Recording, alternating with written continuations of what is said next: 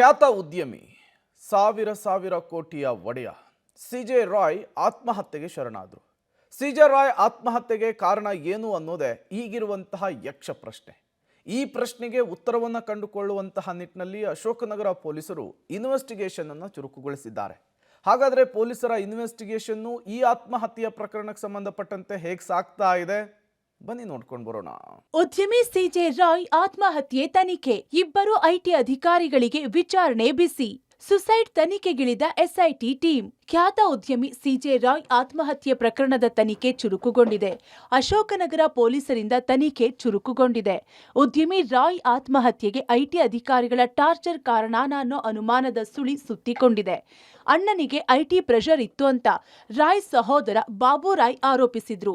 ಈ ಬೆನ್ನಲ್ಲೇ ಆತ್ಮಹತ್ಯೆ ವೇಳೆ ಸ್ಥಳದಲ್ಲಿದ್ದ ಕೇರಳದ ಐಟಿ ಅಧಿಕಾರಿಗಳಾದ ಕೃಷ್ಣ ಪ್ರಸಾದ್, ನಿತಿನ್ ಬಿಜ್ಜು ಅವರನ್ನ ಪೊಲೀಸರು ವಿಚಾರಣೆಗೆ ಒಳಪಡಿಸಿ ಹೇಳಿಕೆ ದಾಖಲಿಸಿದ್ದಾರೆ. ಆತ್ಮಹತ್ಯೆ ಬಗ್ಗೆ ತನಿಖೆ ನಡೆಸಲು ಜಂಟಿ ಪೊಲೀಸ್ ಆಯುಕ್ತ ವಂಶಿ ಕೃಷ್ಣ ನೇತೃತ್ವದಲ್ಲಿ ಎಸ್ಐಟಿ ರಚನೆ ಮಾಡಲಾಗಿದೆ. ದಕ್ಷಿಣ ಡಿಸಿಪಿ ಲೋಕೇಶ್ ಸೇರಿದಂತೆ ಹಿರಿಯ ಅಧಿಕಾರಿಗಳು ಈ ತಂಡದಲ್ಲಿದ್ದಾರೆ. ಐಟಿ ದಾಳಿಯಿಂದಲೇ ಆತ್ಮಹತ್ಯೆ ಎಂದು ಆರೋಪಿಸಿದ ಹಿನ್ನೆಲೆ ಸಹೋದರ ಬಾಬುರಾಯ್ ಬಳಿಯೂ ಪೊಲೀಸರು ಮಾಹಿತಿ ಪಡೆದಿದ್ದಾರೆ. ಕಳೆದ 2-3 ದಿನಗಳಿಂದ ರಾಯ್ ಮನಸ್ಥಿತಿ ಹೇಗಿತ್ತು ಅನ್ನೋ ಬಗ್ಗೆ ಖಾಸಗಿ ಹೋಟೆಲ್ನಲ್ಲಿ ಪತ್ನಿ ಹಾಗೂ ಮಗನಿಂದ ಹೇಳಿಕೆ ದಾಖಲಿಸಿಕೊಂಡಿದ್ದಾರೆ.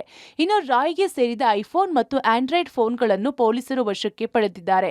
ರಾಯ್ ಕಚೇರಿಯಲ್ಲಿದ್ದ ಡೈರಿ, ಸಿಪಿಯು, ಹಾರ್ಡ್ ಡಿಸ್ಕ್ ಅನ್ನು ವಶಕ್ಕೆ ಪಡೆದಿದ್ದಾರೆ. ಇನ್ನು ನಿನ್ನೆ ರಾಯ್ ಸುಸೈಡ್ ವೇಳೆ ಸ್ಥಳದಲ್ಲೇ ಇದ್ದ ಐಟಿ ಅಧಿಕಾರಿಗಳು ಸಮಜಾಯಿಷಿಗೆ ಇಳಿದಿದ್ದು, ಕೇಂದ್ರ ಗೃಹ ಇಲಾಖೆ ಈ ಪ್ರಕರಣದ ಮೇಲೆ ನಿಗಾ ಇಡುವಂತೆ ಪತ್ರ ಬರೆದಿದ್ದಾರೆ. ನಾವು ಯಾವುದೇ ಒತ್ತಡ ಹೇರಿಲ್ಲ ಅಂತ ಹೇಳಿದ್ದಾರೆ. ಸಿಜೆ ರಾಯ್ ಕುಟುಂಬದ ಆರೋಪ ಏನು ಅಂತ ನೋಡೋಣ. ಐಟಿ ಕಿರುಕುಳ, ಕುಟುಂಬಸ್ಥರ ಆರೋಪ. ಐಟಿ ದಾಳಿಯಿಂದ ರಾಯ್ಗೆ ಮಾನಸಿಕ ಕಿರುಕುಳ. ಐಟಿ ವಿಚಾರಣೆಗೆ ತೀವ್ರ ಒತ್ತಡಕ್ಕೆ ಒಳಗಾಗಿದ್ರು. ಮಾನಸಿಕವಾಗಿ ಸಿಜೆ ರಾಯ್ ನೊಂದಿದ್ರು. ಸತತ ವಿಚಾರಣೆಯಿಂದ ಸಿಜೆ ರಾಯ್ ಬೇಸರಗೊಂಡಿದ್ರು. ಐಟಿ ಕಿರುಕುಳವೇ ಆತ್ಮಹತ್ಯೆಗೆ ಕಾರಣ, ಕುಟುಂಬಸ್ಥರ ಆರೋಪ. ಉದ್ಯಮಿ ಸಿಜೆ ರಾಯ್ ಆತ್ಮಹತ್ಯೆ ಪ್ರಕರಣ ಸಂಬಂಧ ಅಶೋಕನಗರ ಪೊಲೀಸರಿಗೆ ಕಾನ್ಫಿಡೆಂಟ್ ಗ್ರೂಪ್ ದೂರು ನೀಡಿದೆ. ಕಾನ್ಫಿಡೆಂಟ್ ಗ್ರೂಪ್ ಕಚೇರಿಯಲ್ಲಿ ಏನೆಲ್ಲ ಆಯ್ತು ಅನ್ನೋ ವಿವರಣೆಯನ್ನ ನೀಡಲಾಗಿದೆ. ಅಶೋಕನಗರ ಪೊಲೀಸ್ ಠಾಣೆಯಲ್ಲಿ ಬಿಎನ್ಎಸ್ 174C ಅಡಿಯಲ್ಲಿ ಯುಡಿಆರ್ ಪ್ರಕರಣ ದಾಖಲಾಗಿದೆ.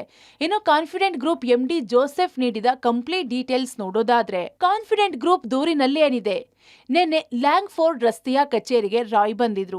ಐಟಿ ಅಧಿಕಾರಿಗಳ ಮುಂದೆ ಹೇಳಿಕೆ ನೀಡಲು ಬಂದಿದ್ರು.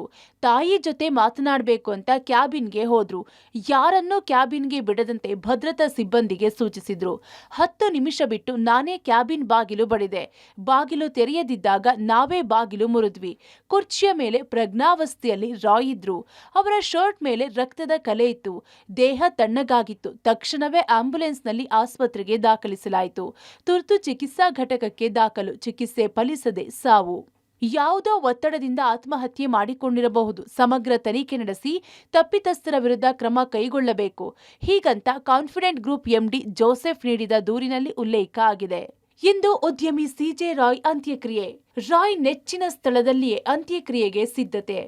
ಇಂದು ಉದ್ಯಮಿ ಸಿಜೆ ರಾಯ್ ಅಂತ್ಯಕ್ರಿಯೆ ನಡೆಯಲಿದೆ. ಬನ್ನೇರುಘಟ್ಟದ ರೆಸಾರ್ಟ್ನಲ್ಲಿ ಅವರ ನೆಚ್ಚಿನ ಸ್ಥಳದಲ್ಲಿಯೇ ಅಂತ್ಯಕ್ರಿಯೆಗೆ ಸಿದ್ಧತೆ ನಡೆದಿದೆ.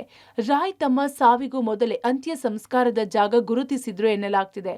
ಸಿಜೆ ರಾಯ್ ಆಸೆಯಂತೆ ಬನ್ನೇರುಘಟ್ಟ ಸಮೀಪದ ಕಾನ್ಫಿಡೆಂಟ್ ಕ್ಯಾಸ್ಕ್ಯಾಡ್ನಲ್ಲಿ ಸಿದ್ಧತೆ ನಡೆದಿದೆ. ಅಂತಿಮ ದರ್ಶನಕ್ಕೆ ಹೆಚ್ಚಿನ ಸಂಖ್ಯೆಯಲ್ಲಿ ಗಣ್ಯರು ಆಗಮಿಸುವ ಹಿನ್ನೆಲೆ ವ್ಯವಸ್ಥೆ ಮಾಡಲಾಗಿದೆ. News desk, public TV, Bengaluru.